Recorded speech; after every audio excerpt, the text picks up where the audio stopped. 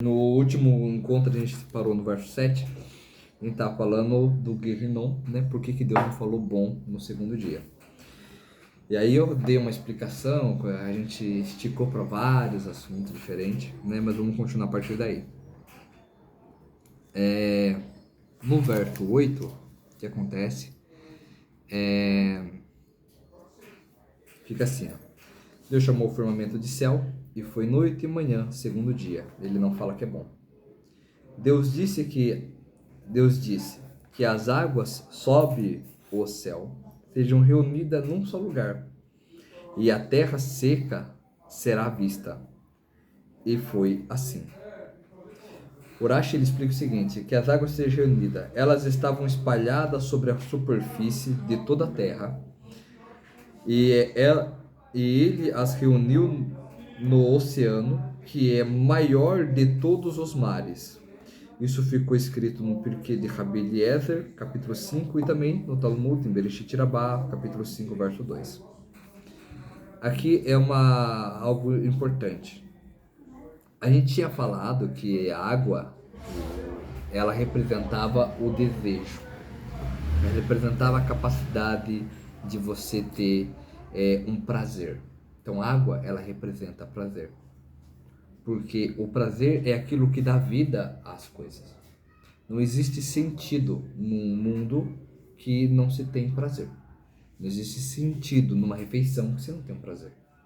Não existe sentido numa vida que você não tem um prazer. Então a água, ela representa aquilo que pode dar vida. A vida, ela está literalmente ligada ao prazer. Porém, é claro que nós estamos falando de assuntos espirituais, e existia um prazer que permeava o mundo todo. E Deus, ele viu que esse mundo ficou desolado e vazio. Ele ficou desolado, tinha tanto prazer, que o Espírito de Deus se movia sobre a face de todos esses prazeres, ou seja, que Deus estava revelado nesse prazer. Mas era tanto Deus revelado nesse prazer, que o mundo por si só não era um indivíduo, e não tinha mais um valor próprio. E sendo assim, Deus começa a agir de forma diferente. Ele exclui esse prazer do mundo todo, e ele cria um ponto de terra. Ele cria, vamos dizer assim, os oceanos, é uma metáfora aqui, claro, e ele cria um ponto fixo, um ponto de terra. Terra diferente do nosso conhecimento de prazer. Terra, ele tem a ver com algo que ele é preso em si mesmo. Então, quando a gente fala de terra, a gente não está falando de alguma coisa que explode como o Shammai, fogo e água, que é perfeito. E nem estamos falando que tipo estava tudo coberto com água, mas nós estamos falando que aquilo que tem um valor em si próprio, que o individualismo agora existe.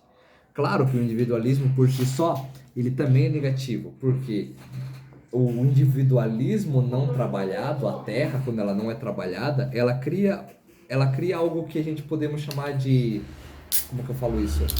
Ela cria, por exemplo, o desejo próprio. O desejo próprio, ele é positivo, mas mal trabalhado, ele pode criar, por exemplo, a melancolia. É quando a pessoa ela está tipo desmotivada demais para poder continuar. Ela, por exemplo, ela pode criar depressão. É quando a pessoa ela não tem tipo força, não tem fogo suficiente para se levantar. Ela está presa naquilo dali. E quando fala que a água foi reunida para que exista a terra, a gente está falando o seguinte, que Deus cria um equilíbrio agora. Um equilíbrio entre o prazer infinito e esse indivíduo.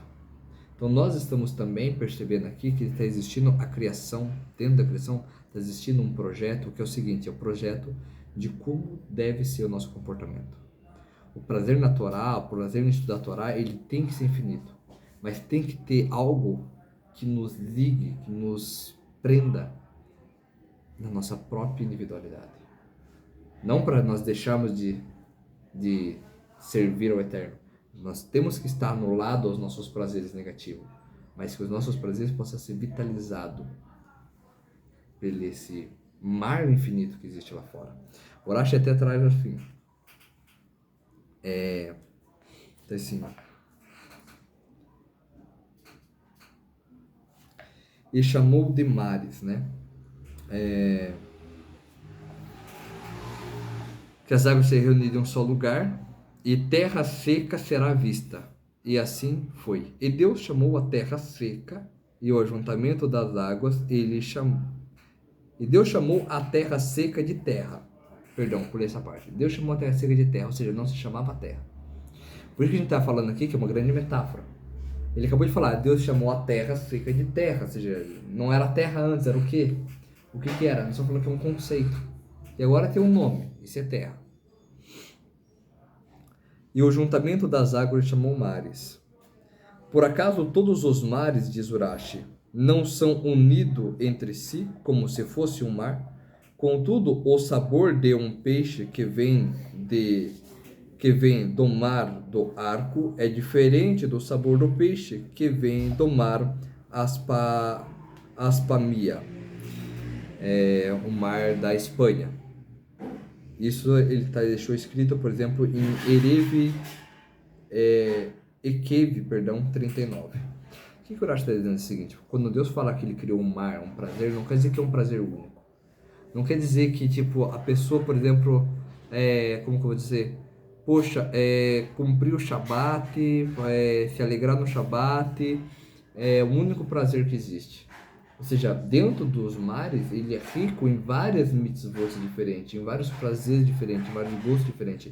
Nem sequer a cor dos mares são iguais. Ou seja, quando o Urashi está falando que Deus ele ajuntou as águas, não quer dizer que ele criou um único prazer. Nossa, existe o prazer de estudar a Torá e acabou. Você vai encontrar o prazer dele em tudo. A água vitaliza tudo. Porém, só quer dizer que, tipo, infinito, vamos dizer assim. É algo que é infinito, algo que é incontável. Como o mar é incontável. Então, continua o texto e ele conta para nós algo muito interessante aqui. Ele diz o seguinte: Deus disse que brote da terra vegetação, plantas, e que produzam semente e árvores de frutas, e que produzem próprias espécies de fruto como sementes sobre a terra. E assim foi. A palavra, vem Urashi dizendo, a palavra desh, a cobertura vegetal da terra, não tem o mesmo significado que a palavra eseve. E vem a palavra eseve, vegetação em si, tem o mesmo significado que a palavra deshev. E não teria sido apropriado para o texto bíblico utilizar a expressão haaretz ta'asiv, que a terra produza ervas, pois há várias espécies de deshev e cada uma se é chamada de esev.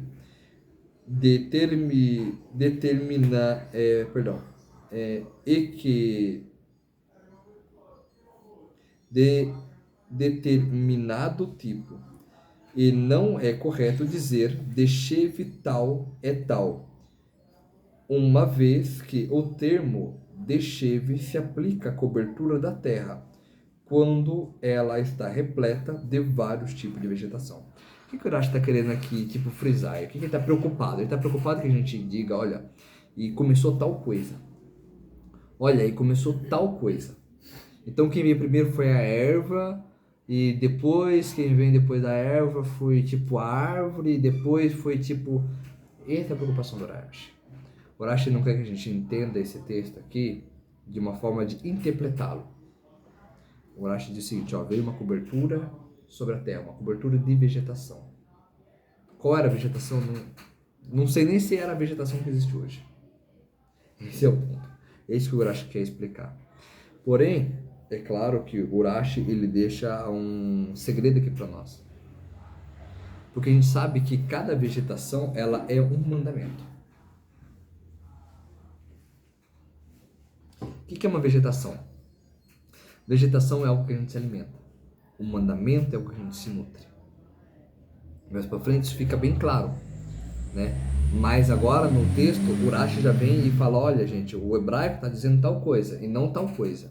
Porque ele vai falar, olha, mais para frente a gente vai se alimentar de alguma coisa e isso que a gente vai se alimentar, ele está querendo dizer isso e aquilo lá. Aí o Urashi ele vai definir, ali ele vai especificar. Então, por exemplo, aqui ele vem falar, olha, isso aqui é vegetação, mas não tinha motivo de ele vir especificar isso agora. A ideia de especificar isso agora é porque mais para frente vai ter uma tal árvore com tal fruto. E esse tal fruto a gente descobre que ele é nada mais, nada menos do que um conhecimento. E um conhecimento não é tipo o termo de um livro, é o termo de conhecer. Então o Rashi vem falar, olha, já que toda erva ela representa um mandamento, quando Deus fala que a gente pode comer de tudo que está no jardim, então quer dizer, ou seja, se nutre de todos os mandamentos. Ou seja, aqui a Urashi está dizendo o seguinte, quando chegar a hora de falar do jardim, quando fala jardim, na verdade está falando todos os 613 mandamentos. É isso que quer dizer erva. O que são as ervas? Todos os 613 mandamentos. Onde estão os 613 mandamentos no jardim do Éden? Está nas ervas. É isso que é erva. Porque eu estou falando aqui, a gente não está falando do mundo físico. Se a gente começar a falar do mundo físico aqui, não vai ter sentido nenhum esse texto. O texto aqui não tem sentido por o mundo físico, e sim para o mundo espiritual. Então o Urashi ele vai continuar para nós e vai trazer assim. Bem, que brotem da terra, que seja preenchida e coberta com um manto de ervas.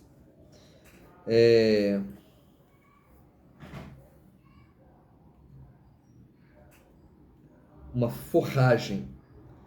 Forragem, uma mistura de ervas desordenada, ao passo que cada raiz individualmente é chamado de sebe. Querendo o seguinte, quando a gente pega o texto da Torá, às vezes tem uma história, e essa história está cheia de mandamento. A Torá já está contando para nós que não está de forma organizada. Quem organizou os mandamentos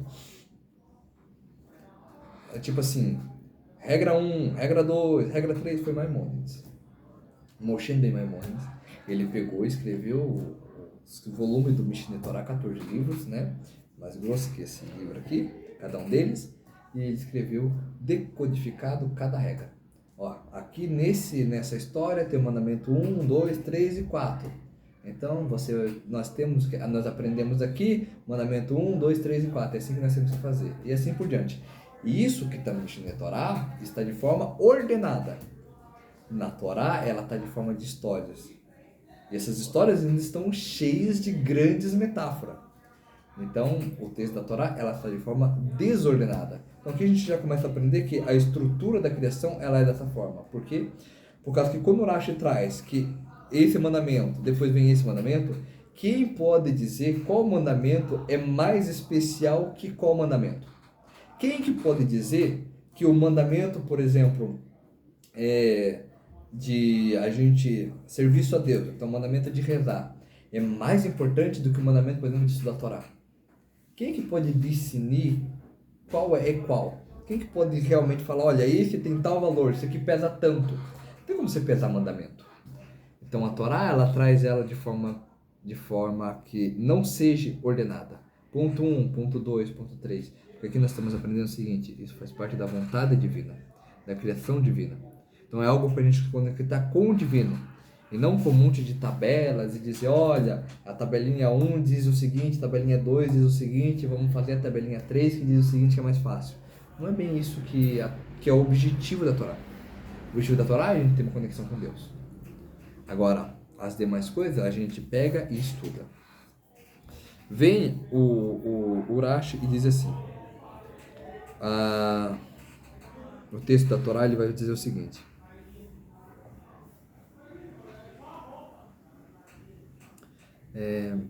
que brotem a vegetação, plantas que produzem semente, árvores de fruta que produzam a sua própria espécie de fruto com sementes sobre a terra.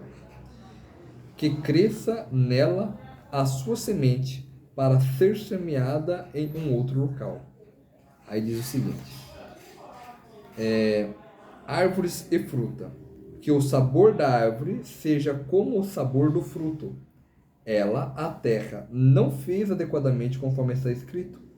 A terra gerou árvores que produzem fruto, mas não que as próprias árvores eram semelhantes aos seus frutos. Assim sendo, quando Adão foi amaldiçoado por causa da iniquidade, por causa do erro, a terra, também foi castigada por seu pecado e foi amaldiçoada. Aqui o Urashi faz uma revelação para nós.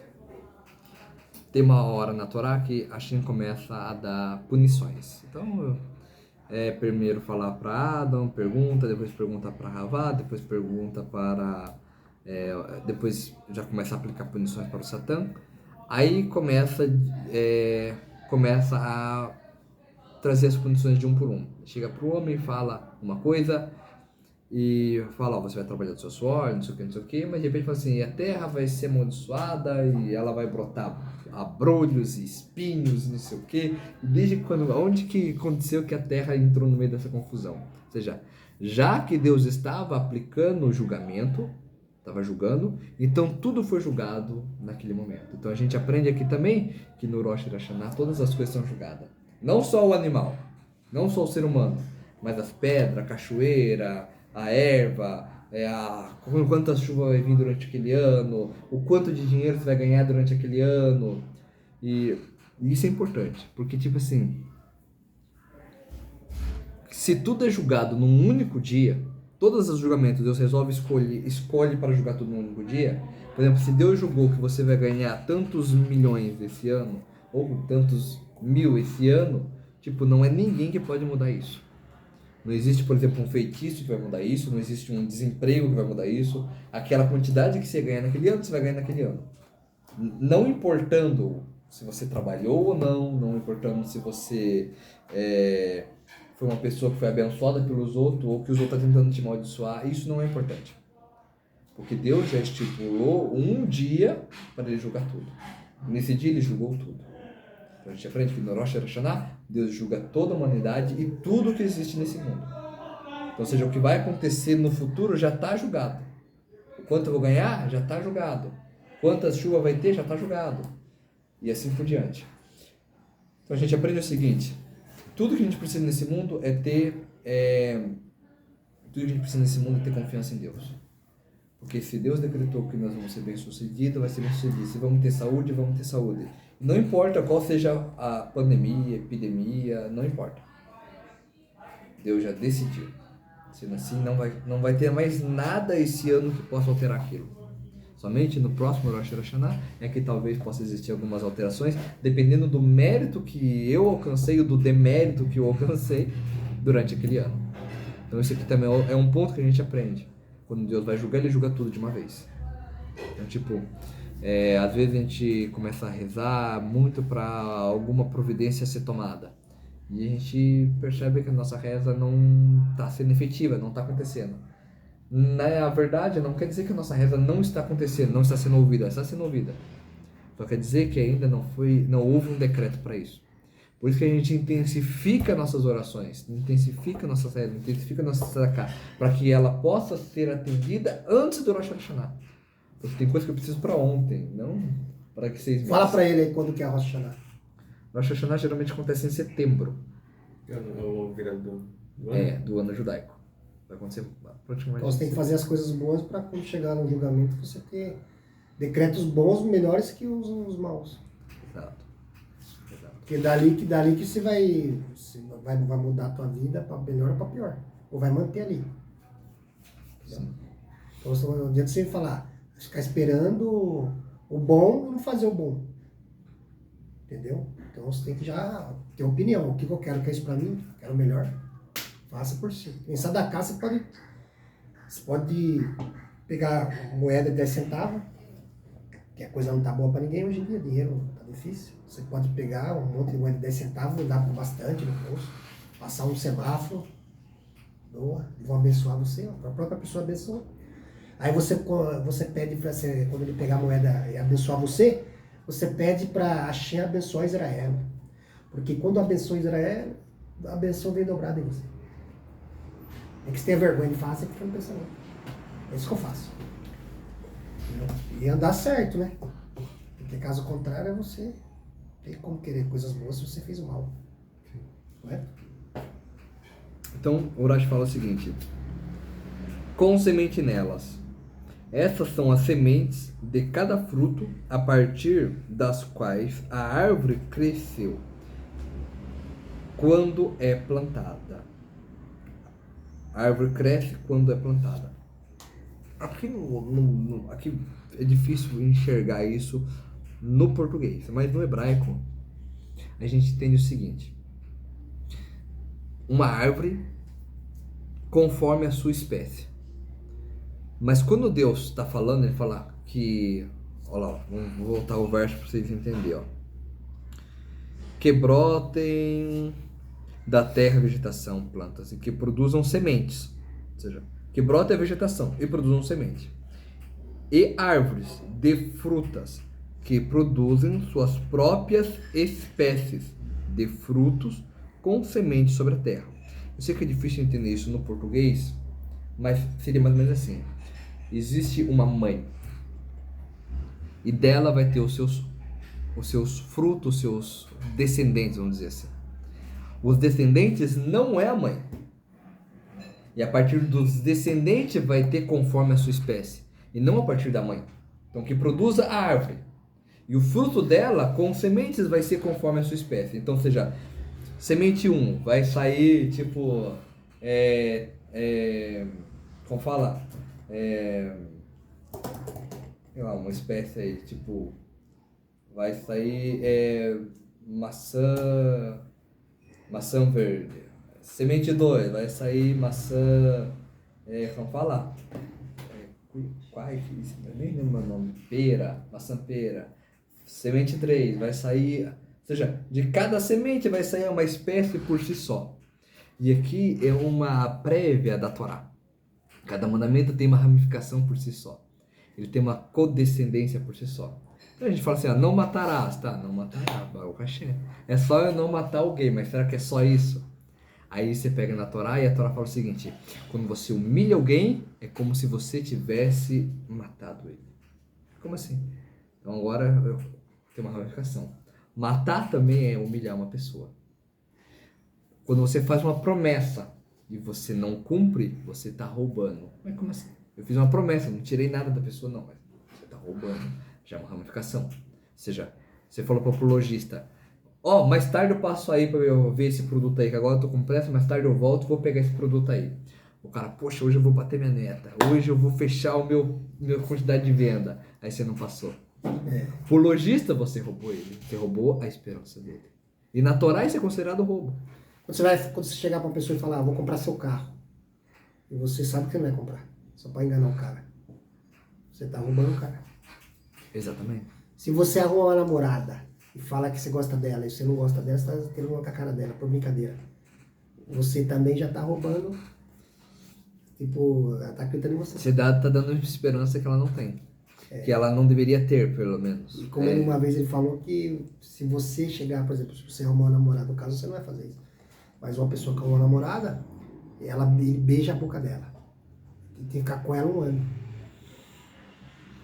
Pode largar dela. Quando você tem um contato físico, você criou um compromisso verdadeiro. A Torá, por exemplo, Isaac, ele não faz uma festa. Ele simplesmente chama ela para a tenda. Isaac chama ela para a tenda. Querendo dizer o seguinte: existe 2 formas de existir um compromisso que é válido na Torá. Através do contato físico ou através simplesmente de uma festa, de uma celebração. Para aqueles que fazem com uma celebração é mais meritoso. Faz debaixo da ketubá, da tenda, faz com um contrato, né? Um voto? Tipo um voto, né? Faz um contrato, um rabino vai estar lá, tudo mais. O Hashem, tudo muito bonito. Diante de Hashem, tudo mais. Mas se você simplesmente se amigou, já está como casamento. Então, quando a pessoa tem um contato físico com uma pessoa, tem que entender que ela está casando com ela. Isso é uma coisa interessante, que, por exemplo, quando o texto da Torá fala o seguinte: quando vocês saírem para a guerra e vocês pegarem, não é pegarem a palavra, vocês saírem para a guerra e vocês virem uma mulher entre do povo e vocês desejarem ela, vocês pegarem ela, vocês vão esperar ela chorar 30 dias, vai cortar o cabelo dela, vai cortar as unhas dela, vai banhar ela E depois disso, se vocês não se, como fala, se agradar dela e querer se separar dela, você não poderá vendê-la, você não poderá não sei o quê, porque você a entristeceu. Querendo dizer o seguinte. Ficou com ele. Querendo dizer o seguinte, uma vez que você fez tudo isso, agora você fez um compromisso com ela, ela vai ter que sair como sua esposa. A mesma coisa acontece, por exemplo, quando existe quando alguém, tipo, Deus nos livre disso acontecer, mas quando existia na época, e alguém pegava uma mulher à força. Ele agora, tipo, ele era obrigado a estar com ela, a pagar um salário para ela, a manter ela. E se ele não quisesse fazer isso aí? Se ele não quisesse fazer isso aí, então ele era punido. Por quê? Por causa que aquilo era considerado um matrimônio. Ah, mas eu peguei ela à força. Eu tinha uma dúvida nisso também, quando o pessoal ia pra guerra lá, ele pegava. Poderia pegar ela, não à força, né? Só se ela quisesse, né? No caso, é proibido pegar força. É isso que eu Mas tinha se uma dúvida, pessoa lá pegou a força, ela pegou a força. Ah, agora não quero mais. O que acontece? Ele era punido. Como assim você não quer mais? Ou Então, seja, mas- você envergonhou ela. Ela não é mais uma virgem. Sim. Você vai ter que bancar isso aí. E tipo, não era barato. Ou seja, poderia, se a pessoa fosse uma pessoa teimosa, poderia sair com a vida dele. Ao preço da vida dele. Então, já para elucidar para ele aqui também, e no caso, para mim também, que eu não sei como é os decretos disso aí. Por exemplo, o cara que é solteiro, né? Eu não falei casar, eu falei solteiro. O cara, ele falou, se a pessoa teve contato, tem que casar. Imagina que um cara vai numa casa de prostituição. Aí tem uma relação com uma moça que trabalha lá. Aí como é que fica esse decreto aí? Sendo que ela sai com 200 homens na semana. Como é que fica? Existe uma diferença quando é uma moça de prostituição. A gente vai chegar nisso no texto da Torá. Tem uma história falando sobre isso.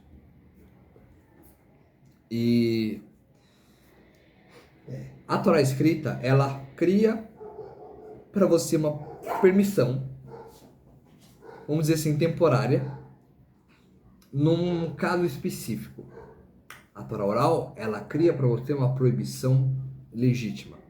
Então, a Torá oral vai dizer que Judá, ele ouviu uma voz no céu para falar que ele podia se relacionar com aquela prostituta. Ele teve uma permissão através de Ruach HaKodesh. Então, é um midrash que conta isso aí, né? E já no caso, a Torá escrita não conta isso, né? Mas aqui vem uma coisa importante para nós aprender. Ou seja, por mais que exista essa história de que Judá e Tamar, ele não sabia que era Tamar, então ele estava se relacionando com uma prostituta. E ponto final, era uma prostituta aos olhos dele. Então, ou seja, será que um Benenoa pode se relacionar com uma prostituta se ele for solteiro? Então a gente tem que avaliar algumas regras. A mais importante dela é que existe um mandamento que diz o seguinte: sejais santo para com o Senhor vosso Deus. Uma pessoa que ela vai se santificar, não tem como ela se conectar com prostituta. E mesmo que fosse para se conectar com uma prostituta, Judá, ele era uma pessoa que não tinha intenção de casar, ele era uma pessoa que era viúva. Então, sendo assim, ela continuaria a proibição. Vamos supor que a pessoa não precisasse seguir o caminho da santidade. Ela continuaria sendo obrigada a poder se relacionar só com isso se ele fosse uma pessoa que é um viúvo sem intenção de se casar. E não um solteiro com a intenção de se aproveitar. E quando a gente fala de um viúvo, eles estão falando de uma pessoa idosa. Aonde a gente vê isso? A gente vê isso, por exemplo, com o rei Davi. O rei Davi, ele casa com uma moça, a última esposa dele.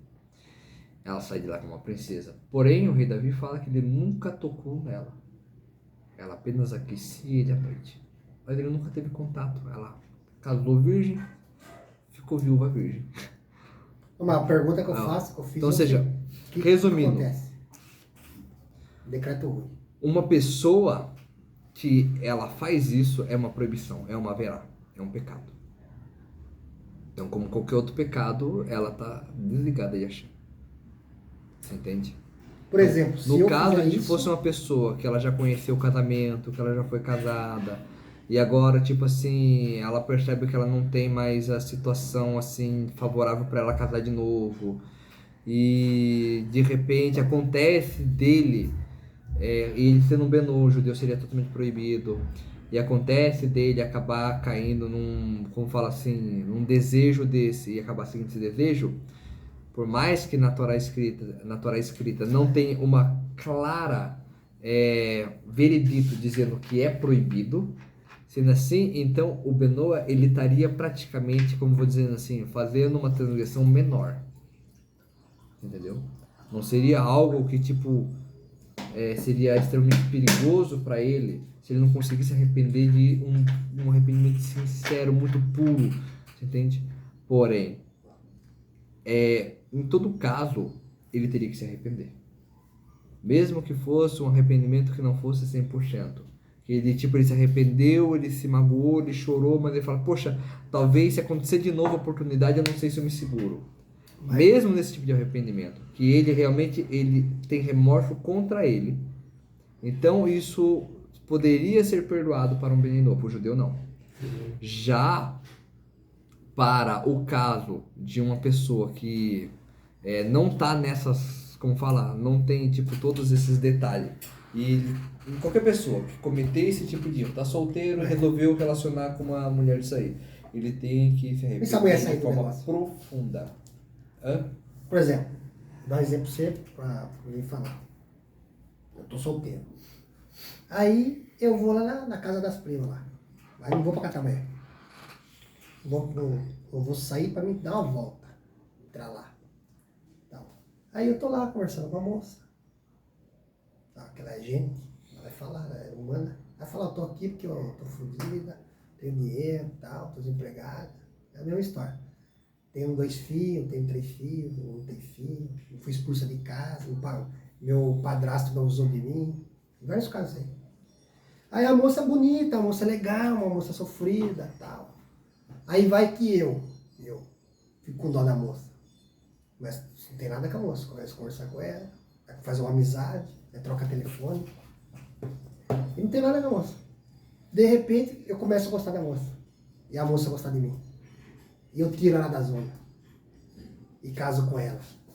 Quer dizer, namoro com ela. Casar não, vou namorar com ela. Não vou casar, né? Nem dá pra me casar. Mas daí, onde que entra o pecado de eu conhecer uma pessoa que está vulnerável a esse problema aí? Eu vou falar sobre um outro mandamento, você vai entender esse. É. É extremamente proibido a gente pisar na calçada de uma igreja. Vai lá, O judeu é proibido olhar para um templo que não é uma sinagoga, uma yeshiva. Então ele tem que desviar o olhar se ele vê uma igreja. Você passa no cemitério, tem um monte de cruz, né? Ele não pode nem olhar, tem que ficar... Se o cemitério levar 2 horas para atravessar, ele tem que ficar 2 horas olhando para o outro lado. Se morrer um parente. Ele não pode nem olhar. Você Não, também. o judeu não enterra no cemitério com cruz, ele enterra no cemitério judaico. Mas aqui não O tem. cemitério é separado. Tem em São Paulo cemitério judaico. Então vamos lá. Se é proibido pisar na calçada de uma igreja, eu tenho que andar na margem da rua para não precisar pisar na calçada, para não levar a impureza para minha casa. Será que eu posso entrar numa zona? Por quê? Se na igreja eles estão lá buscando um criador, buscando se conectar com Deus, eu não posso pisar na calçada da igreja, eu posso entrar na zona? Mesmo tipo, se você não tiver tipo, um parente querido que morreu, você não pode ir visitar tipo, o túmulo dele? Ou não? Nessa situação, né? Vamos lá. Se é uma situação de pai e mãe, o Benoa pode, tá? O Benoa, o judeu não. Que o judeu já não seria... Sim, mas mesmo que fosse, vamos falar que, sei lá, tipo uma família que não conheceu o judaísmo, né? Uma família que não conheceu o judaísmo quando era nova, não praticou os costumes e viveu sem ser judeu. Aí um dos filhos dele resolveu se converter mais pra frente. Ele poderia visitar o túmulo do pai dele que não tá no cemitério judaico? Não. Ele não poderia. Então, mas agora a pergunta... Agora, pra você entender, se eu não posso pisar num ambiente que as pessoas estão tentando se conectar com Deus, Por mais que ela tá chamando Deus de uma forma estranha, por mais que ela não tenha a Torá, quer dizer que é extremamente proibido você entrar num ambiente disso aí. Se você entrar num ambiente disso aí, você já cometeu pecado. Não precisa nem falar com alguém lá dentro. Se eu for cantar na zona? Não, pecado. Pecado tem? Não pode. É que às vezes tipo, pode ser uma situação que ele virou bem Nenua, por exemplo, depois. Aí seria outra situação. Ah, se a pessoa virou Benenua depois, ela vai se arrepender de ter entrado na zona. Ela deve se arrepender de um puro e sincero coração para poder ser perdoada. Ela teria um contato com a prostituta ainda, no caso. Mas Ele vai ter que quebrar esse contato, vai ter que terminar esse contato aí, olha, tô buscando outra coisa pra minha vida e vai ter que encerrar isso daí, entendeu? E não tem essa ideia de tipo ir tirar de lá.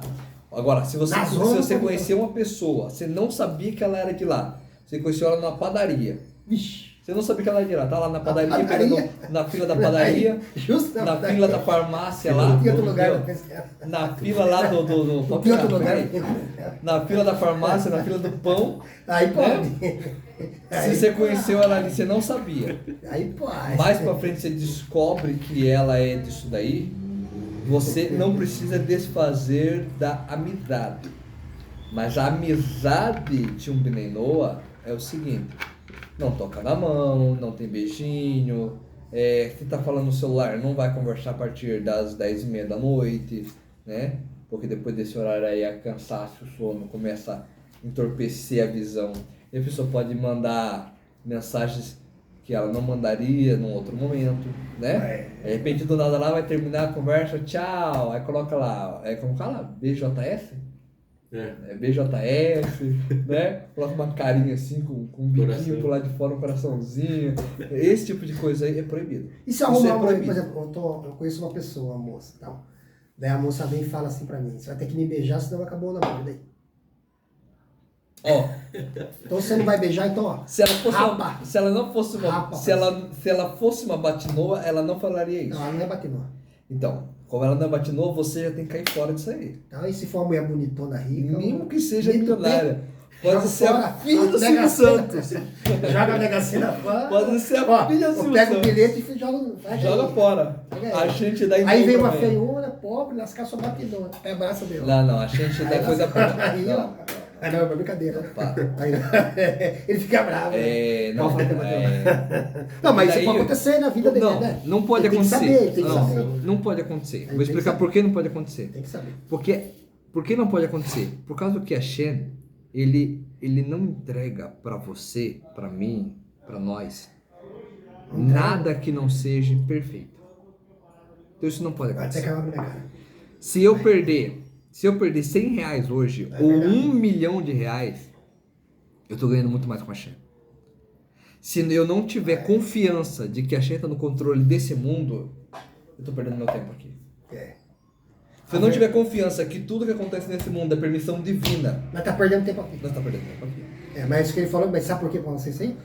Aqui no meu caso, pode acontecer isso aí comigo. Uma pessoa aparecer, falar, você não vai me beijar? Então eu tô metendo o pé. E se eu for desobediente, eu vou beijar a moça. Aí Deus fala, então você não vou dar, eu não vou dar aquilo pra você. Porque a primeira cilada você caiu. Com certeza. Então a gente vai ver vários exemplos. Esse exemplo que você falou... Cilada, não? Esse exemplo que você falou... roubadinha que fala. Esse exemplo que você falou, a gente vai ver várias vezes isso daí na Torá. Aconteceu até uma história no Taná. 2 profetas. Um novo e um velho. Ele era famoso e conhecido. O outro, ele não era tão conhecido assim. Deus manda esse profeta mais novo fazer uma viagem. Chegar até um rei, profetizar uma punição. E não comer e nem beber naquele reino. E nem seguir por um caminho que a Shem não tinha decretado. Aí acontece que na volta ele vai lá, ele faz a missão dele e tal. Ele faz milagres lá para mostrar que ele estava com Deus. Ele faz umas coisas muito incríveis. E na volta dele, quando ele está no caminho, ele encontra um profeta famoso.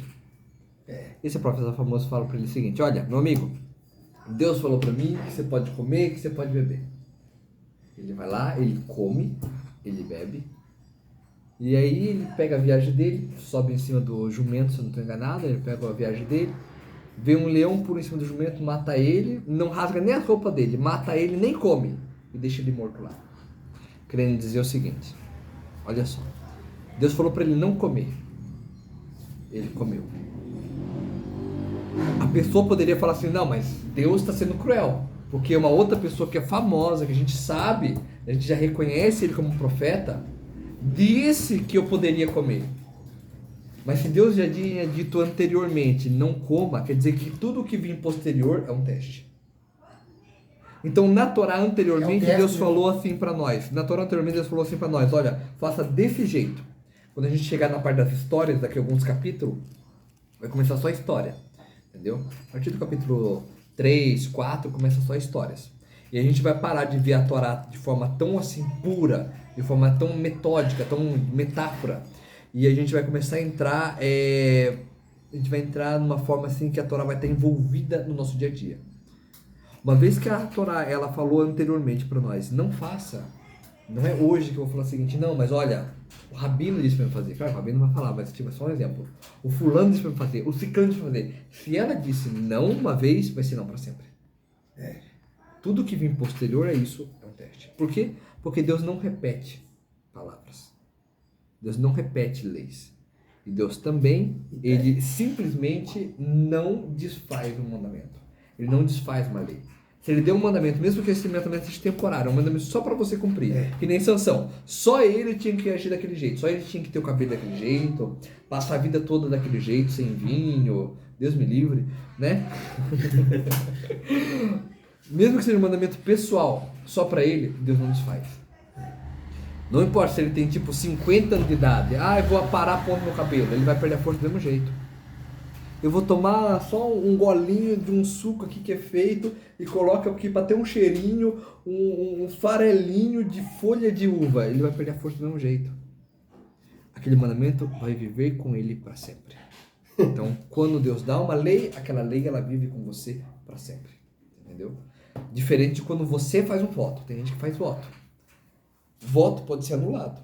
Então, você faz um voto, por exemplo, para Deus, você fala, olha, se eu ganhar na Mega Sena, eu vou dar 30% para quem ganha na Mega Sena, gasta tudo em 5 dias, acabou o dinheiro, meu Deus, e agora?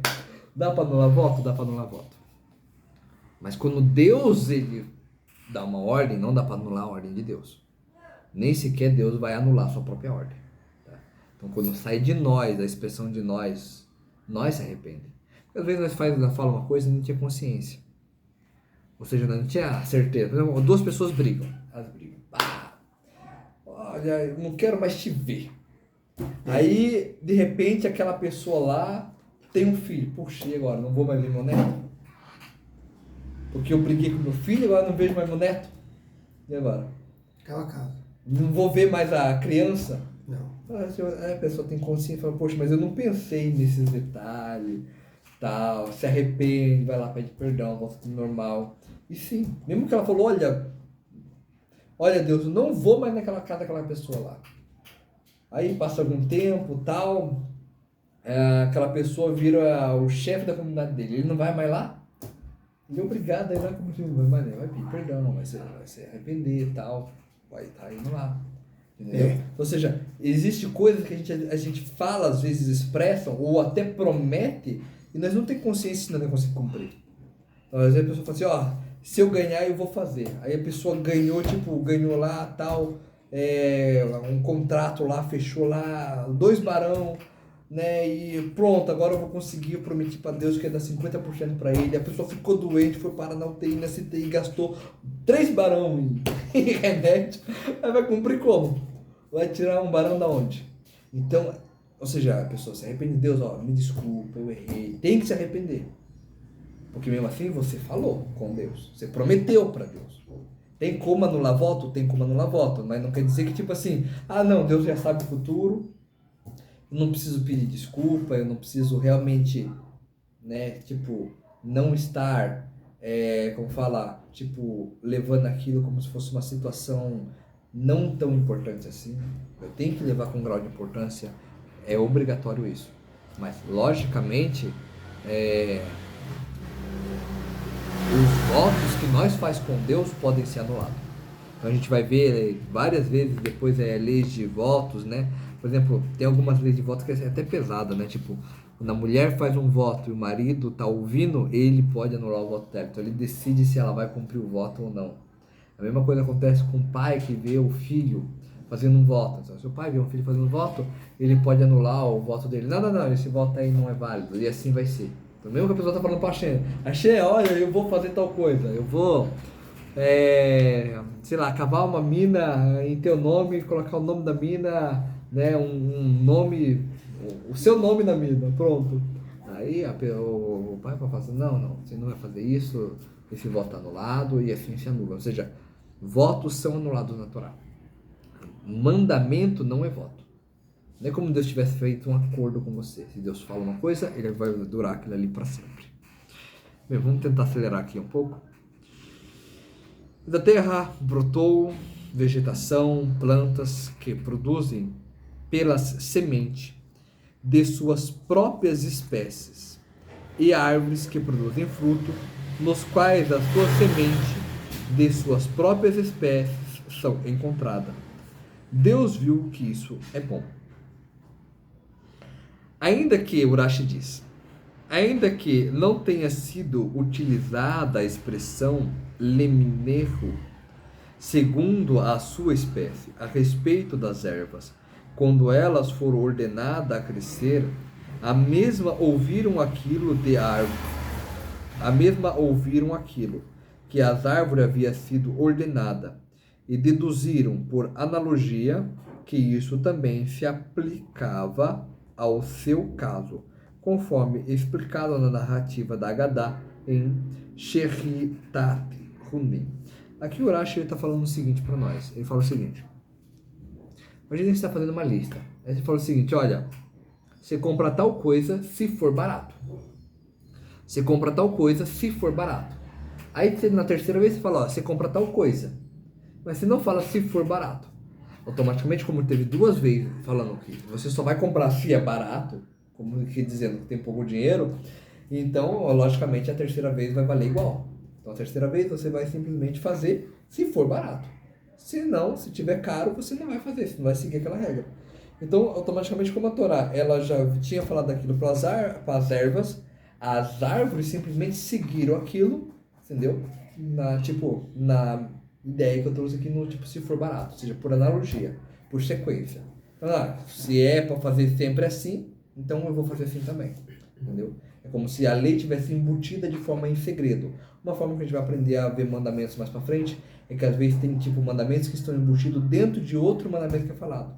Porque às vezes para existir um mandamento você precisaria estar cumprindo uma outra coisa, estaria fazendo uma outra coisa, por exemplo. Como eu falei, por exemplo, ó, como é que você vai cumprir o mandamento de santificar para Deus e numa casa da luz vermelha? É impossível, né? Tipo, não é um lugar de santidade, é um lugar tipo de trumá, de impureza. Então, tipo, não tem santidade lá, não tem nada kosher lá, não tem nada santo lá.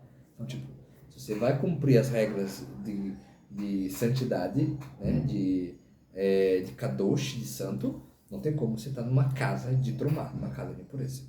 Ou seja, simplesmente uma lei que responde outra. Você nem precisa ficar procurando, folhando, às vezes na Torá para você entender alguma coisa. Mas você pega uma lei e aplica em outra. Tipo, mais ou menos todos os mandamentos se faz isso. Aqui diz o seguinte, aqui, ó, para nós tentar finalizar essa parte.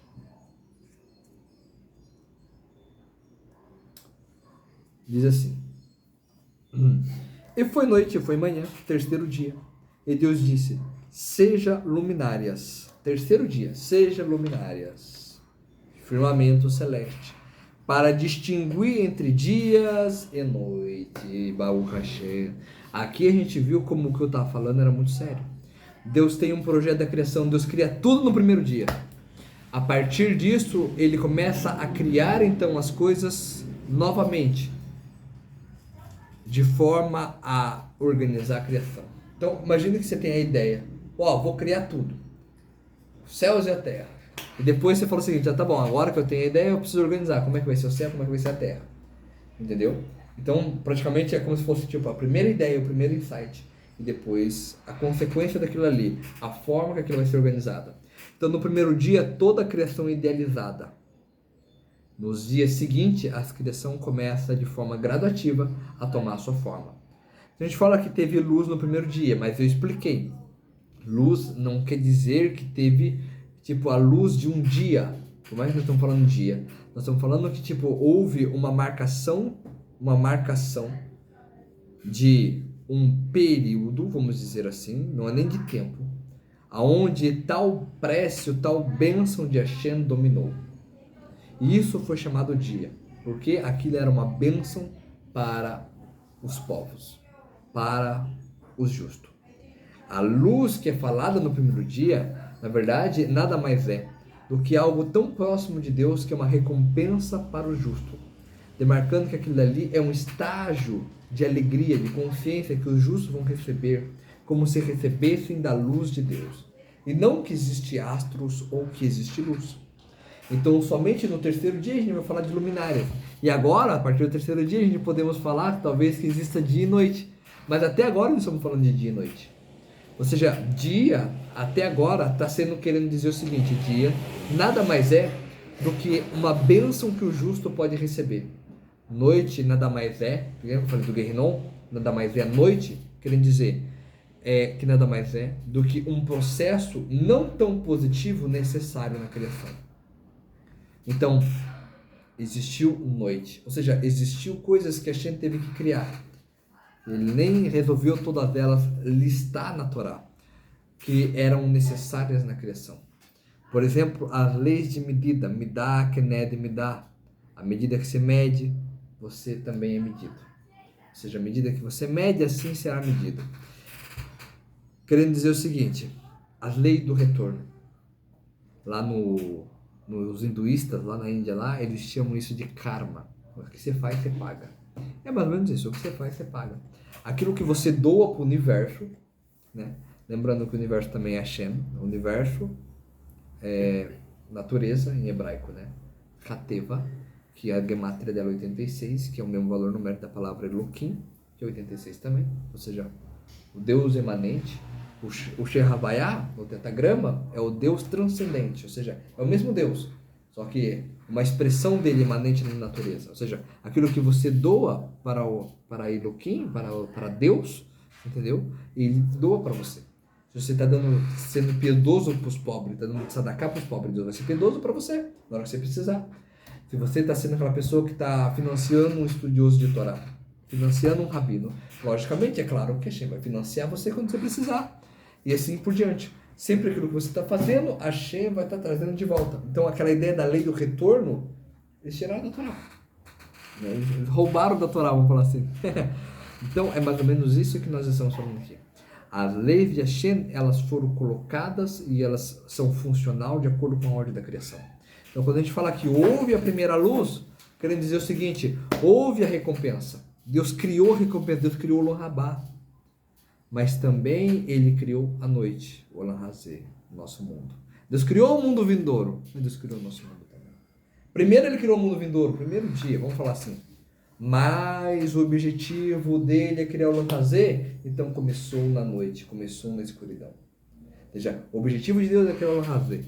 Então, quando você tem um objetivo, você vai criar um projeto. Por exemplo, você é um engenheiro, vai criar um projeto. Você tem um objetivo, o meu objetivo é fazer com que tal fábrica funcione. Então, a primeira coisa que aparece na sua cabeça é a fábrica, Olam Hazé, entendeu? Mas para o Olam Hazé poder existir, precisa de todo um mecanismo, precisa de toda uma funcionalidade e precisa ter, tipo assim, um pagamento. Os funcionários, a ordem, os mecanismos, eles vão funcionar se existir uma recompensa. Mesmo a energia, ela não flui onde não tem um condutor. Um trabalhador, ele não trabalha onde não tem um pagamento. Então precisa existir o Olam Rabá. Ou seja, precisa existir um dia. Então agora nós estamos falando de luminárias. Então vem Urash, ele conta para nós o seguinte. Deus criou as grandes luminárias. Aqui diz assim.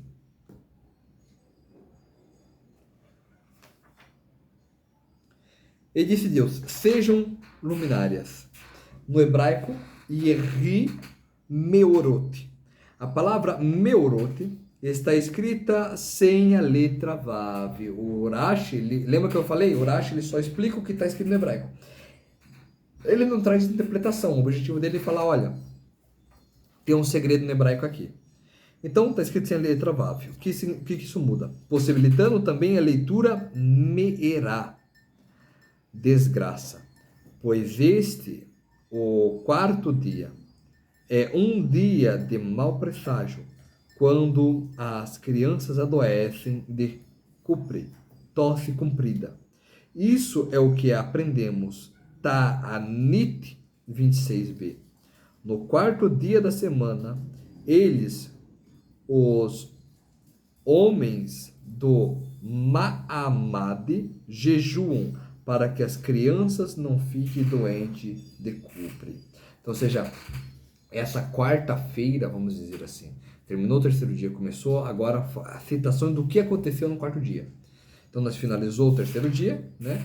Então, fala assim, e essa foi a noite e amanhã o terceiro dia. E Deus disse, sejam luminárias, nós já estamos falando do quarto dia. Nesse dia, onde as luminárias elas estão aparecendo, já falou Rashi, não há sorte. Por quê? Por causa que está faltando uma letra na Torá. A Torá, ela não adiciona letras, que vai ter lugar que ela adiciona, e nem retira letras em vão. Não é que o escriba, teve um erro e escreveu errado. Não é que o Moshe Rabbeinu estava com sono e esqueceu de colocar uma letra. Palavra por palavra foi ditada por Hakadosh Baruch Hu, pelo Santo Bendito seja. Sendo assim, quando falta uma letra na Torá, porque Deus decidiu tirar aquela letra, querendo ensinar para nós alguma coisa.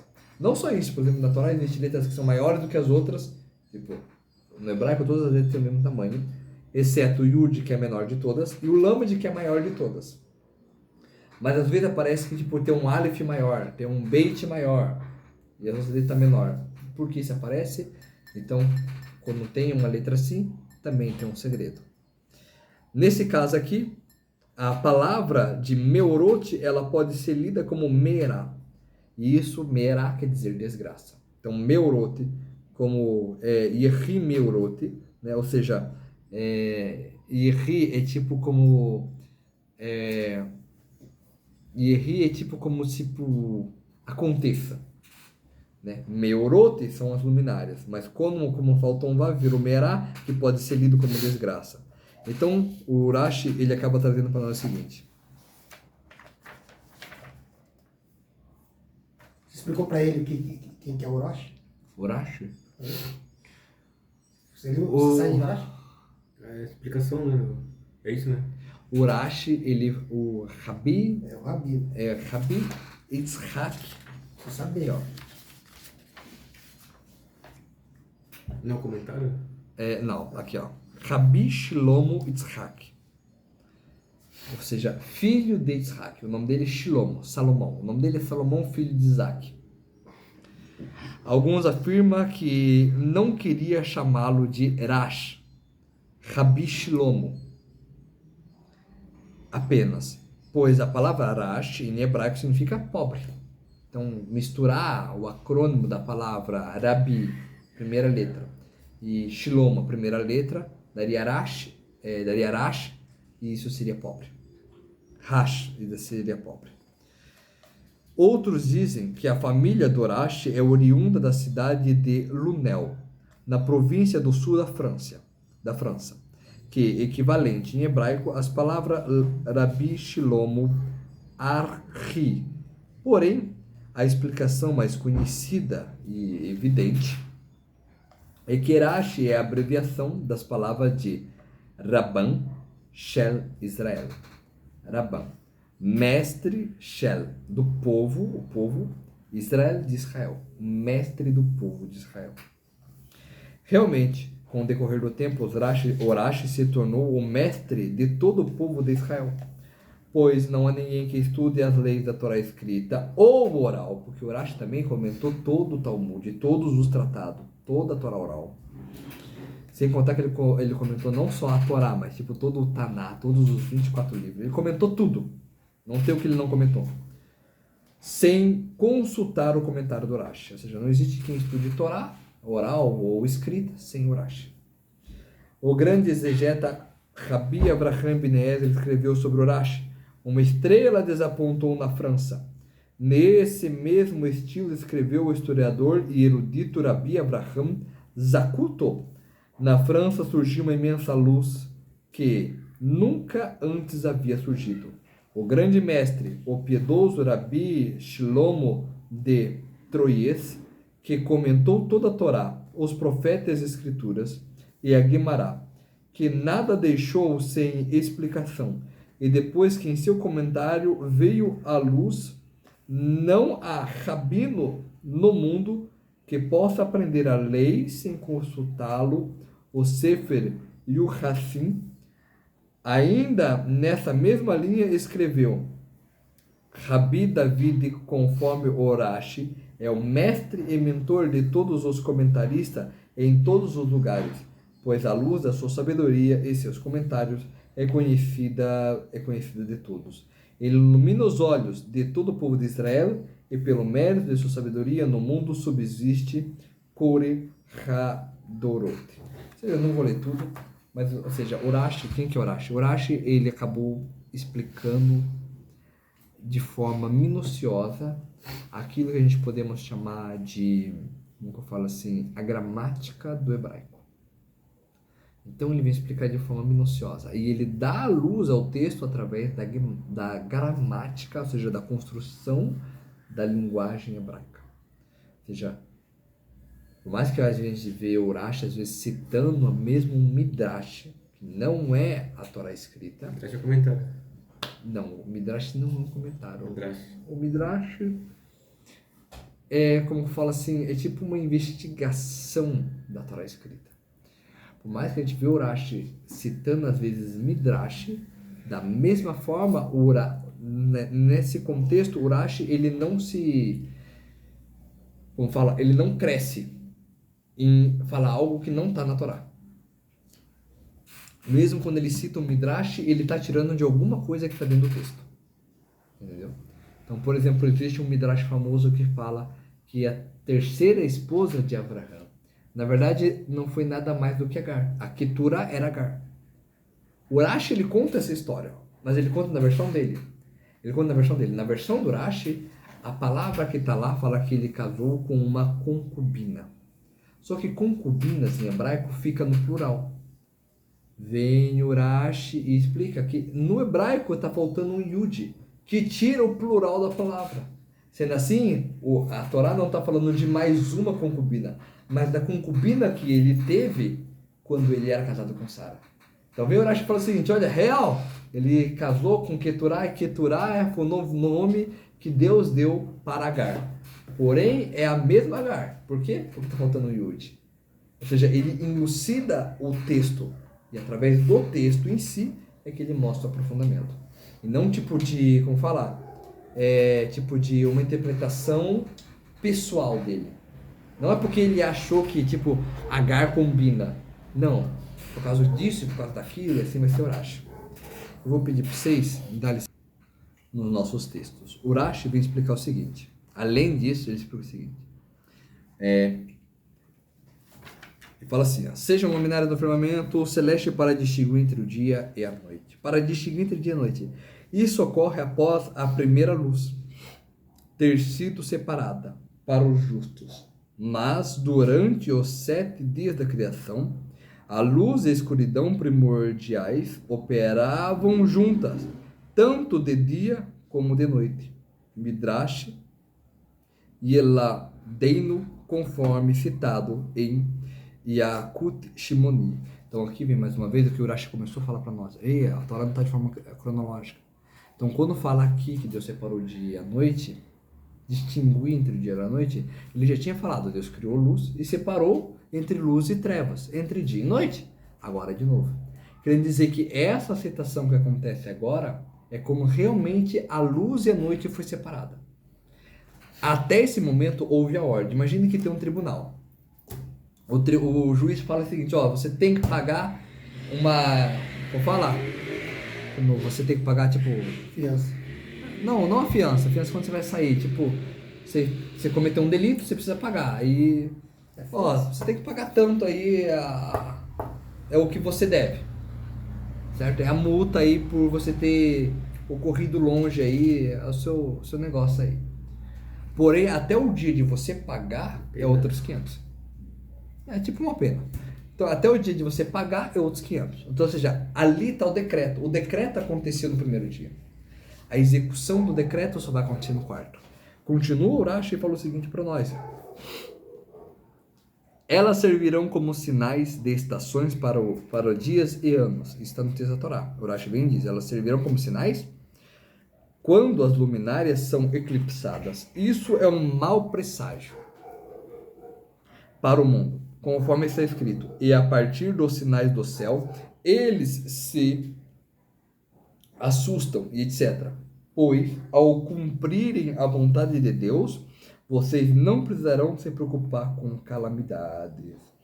Isso está no tratado de Sukkah 29a. Aqui o Urashi está contando um segredo para nós.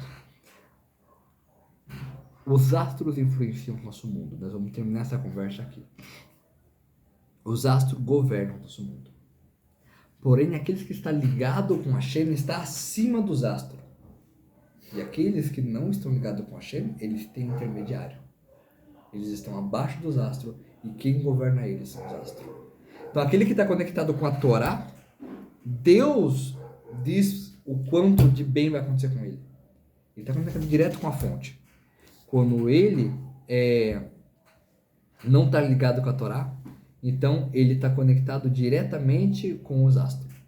E os astros recebem vitalidade de Deus. Você entende? Então, sinais e presságio.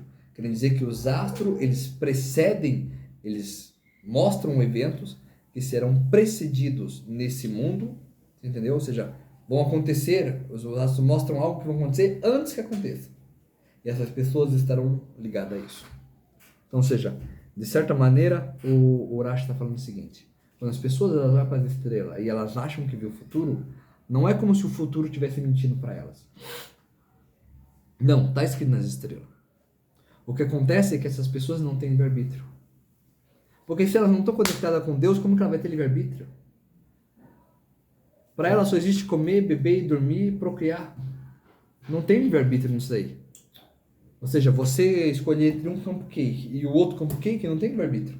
Ah, mas esse é maior, esse é menor, mas os dois é cupcake. Agora, decidir entre comer e não comer o cupcake é livre-arbítrio. Decidir entre praticar algo que é uma mitzvah, um mandamento, ou praticar algo que seria um pecado, aí sim é livre-arbítrio. Então, para as pessoas que não têm Torá, nem livre-arbítrio eles têm. Então, eles vivem segundo o que está nos astros. Se os astros falam, acontece na vida daquela pessoa. Então, não é que não existe adivinhação. Existe adivinhação. Não existe adivinhação para as pessoas que estão ligadas com a Torá, porque o livre-arbítrio delas impede. O que é o livre-arbítrio? É a capacidade de mudar. Só tem a capacidade de mudar aquela pessoa que está conectada com a Torá. Mas a pessoa que está lá fora não tem livre-arbítrio? Tem livre-arbítrio. Qual o livre-arbítrio da pessoa que está lá fora? O livre-arbítrio da pessoa que está lá fora é o seguinte, entre escolher um cupcake e outro cupcake. Se era o dia de má sorte dela, vai ser o dia de má sorte dela. Não importa se ela fez um grande negócio e teve muita má sorte, ou se ela fez um pequeno negócio e teve só um pouquinho de má sorte. Rodrigo, pode ir lá. Vai lá, senhor. Ou seja, quando Hashem chama Abraão para fora, fala para ele olhar para baixo e contar as estrelas. Olhe e conte as estrelas, no sentido que ele está acima delas. Quer dizer, aquela pessoa que está conectada com Deus, os presságios que as estrelas anunciam, não ocorrem com ela. Porque ela pode rezar e pedir para Hashem fazer diferente. Porque rezar é justamente isso. Você, não estou feliz com o que está me acontecendo. Hashem, você pode mudar? Em outras palavras, a tefilá, a oração é isso.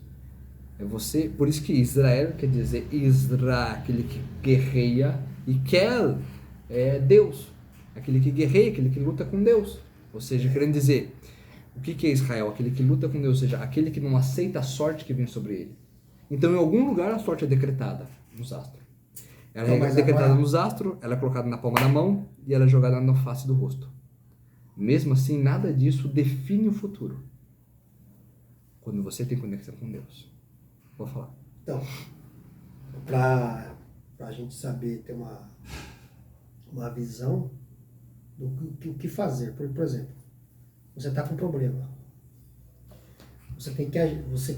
Isso aqui, você tem que tirar daqui, essa mesa, jogar no lixo.